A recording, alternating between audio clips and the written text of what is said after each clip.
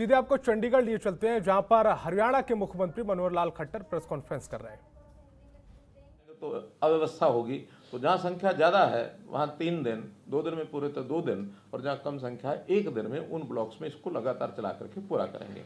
तो ऐसे 24 स्थानों का शेड्यूल ये आपको जारी कर दिया गया है, आपको दे दिया ना पत्र? हाँ, तो उस हिसाब से उन स्थानों का हमने चयन किया है। स्थान 24 जो हैं, कोशिश की है कि हर जिले में कम से कम एक ज़रूर हो जाए।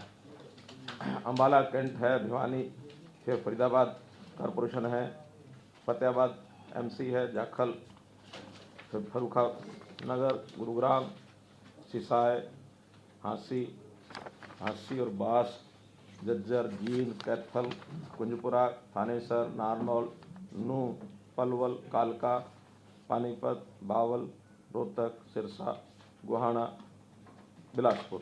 तो ये कुछ स्थान हैं जहाँ पर ये सारे कार्यक्रम किए जाएंगे।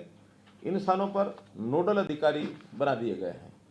एक प्रदेश स्तर का कोई भी IAS, IPS, IFS के नाते, इनकम बढ़ाने के नाते उनसे भी पूछताछ की जाएगी। जो योजनाएं सारी आपको एक पत्रक और दिया गया है जिसके अंदर योजनाओं का उल्लेख है सब, और इस योजनाओं में मैं अभी पढ़ रहा था, योजनाएं तो 50 से ऊपर लिखी हैं, लेकिन कुछ ऐसी हैं जो शायद व्यक्ति के लिए नहीं हैं, ग्राम के लिए हैं, बस्ती के लिए हैं, विभागों के लिए हैं। तो व्यक्तियों के लिए लगभग 42 योजनाएं ऐसी हैं जिसमें से व्यक्ति अपनी इनकम बढ़ा सकता है। तो उस प्रकार की ये सब योजनाएं दी गई हैं। इनके सब के वहाँ हर एक कैंप के बाहर कई कई जगह चार्ट लग जाएंगे। उन चार्ट्स को पढ़ेंगे, उसमें बेनिफिट यानी क्या मिलेगा उनको, लोन का मैक्सिमम लिमिट क्या है और उसकी पात्रता क्या उसमें तय की गई है।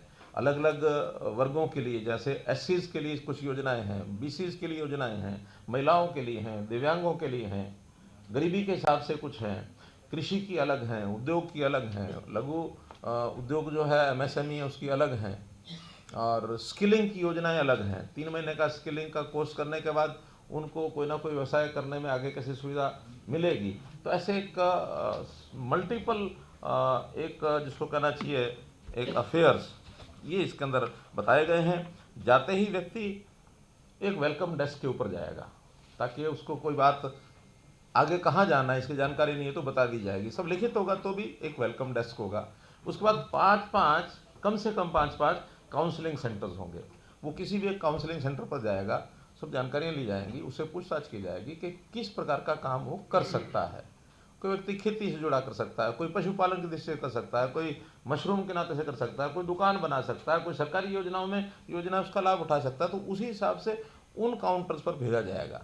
उन काउंटर्स पर डिटेल्ड 5-6 लोग रहेंगे, डिटेल्ड एक जानकारी उससे लेकर के उसको रिकमेंड किया जाएगा कि हाँ ये काम ये कर सकता है। एक की बजाय 1, 2, 3 भी बताए जा सकते हैं, इन 3 में से भी कोई कर सकता है। वो फिर बैंक्स के काउंटर्स होंगे। उन बैंक के नोडल जो बैंक होंगे उस क्षेत्र के, कहीं 5 हैं, कहीं 6 हैं, ऐसे बैंक्स के सबके अपने अपने काउंटर होंगे। वो फिर बारी बारी से उनको भेजेंगे।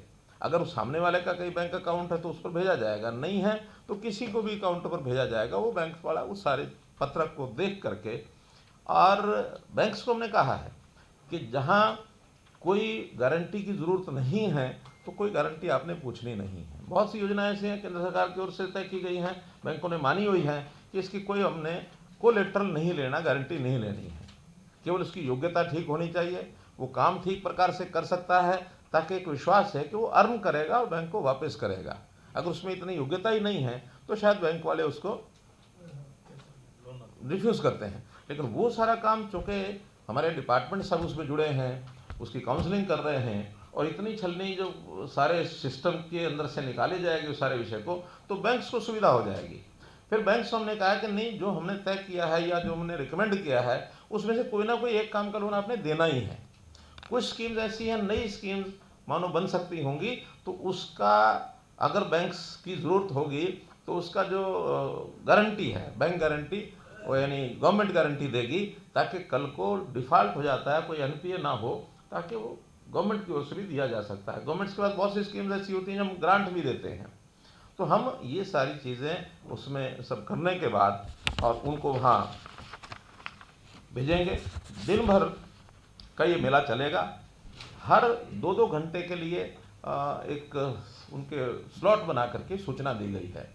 अगर मैंने 500 लोग बुलाए हैं तो 2 घंटे में मानो 250 लोग बुलाए या 100 लोग बुलाए, अगले 2 घंटे में 100 नहीं, मानो 5 स्लॉट 4 स्लॉट बनाए होंगे तो 180 के लगभग दिए हमने।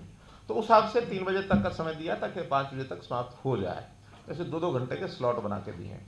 अब ये सारी प्रक्रिया होने के बाद में जाते समय एक काउंटर और रखा हमने फॉर्म जमा कराने का। एक फॉर्म रहेगा इसके साथ, वो फॉर्म सब जगह अपने अपने कमेंट्स सबने लिखने हैं।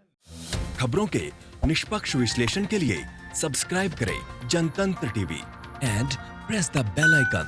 Never miss any update.